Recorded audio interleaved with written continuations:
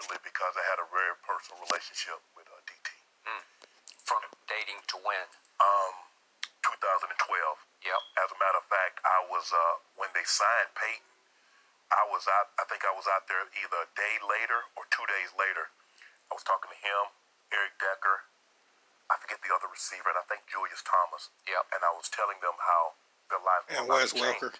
And I said the expectations level now is going to ramp up because when Peyton comes, it's Super Bowl.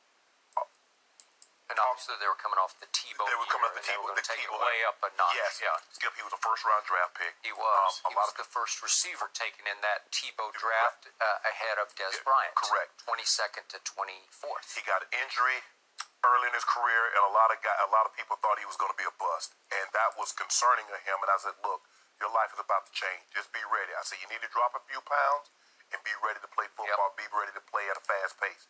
And his life did change. He would take those jailbreak screens, smoke screens, and he'd hit his head on the goalpost. He was when you mentioned great receivers in his era, he was right there with Julio. He was right there with Des Bryant, Julio, and DT. Well, those first AJ Green. The first 4 years with Peyton, Yeah. those numbers are A couple more names we're leaving out, charts, but that's not important right now. They're up there with numbers put up only by Marvin Harrison and Torrey Holt and, of course, Jerry Rice over a 4-year stretch. Yes, that's how good he was.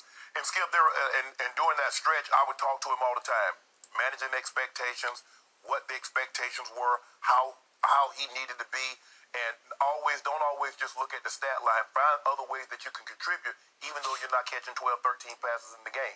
And he was able to win that Super Bowl, Super Bowl 50. And he started to have some little nagging injuries as age started to set in, even though he was not an old man, passing at the age of 33. DT really, and talking to him, and I hadn't talked to him in a while. And we have a very mutual friend that said, Shannon, you need to reach out to DT. I said, well, what's going on? He's like, Shannon, he's not doing well. He said, I talked to him, and he says he's not doing well. And I said, okay, I'll talk to him. And then when I got this news last night, I remember I was sitting on my bed, and I was just thinking, I had 2 months to reach out to him. Yep. 2 months. And now I'm never going to get that opportunity. And I think that's what, besides his passing, is that I had an opportunity to ask DT, what's going on, bro? What can I do? Because he looked at me like I was a big brother. Because I was sitting on my bed, and I was just thinking,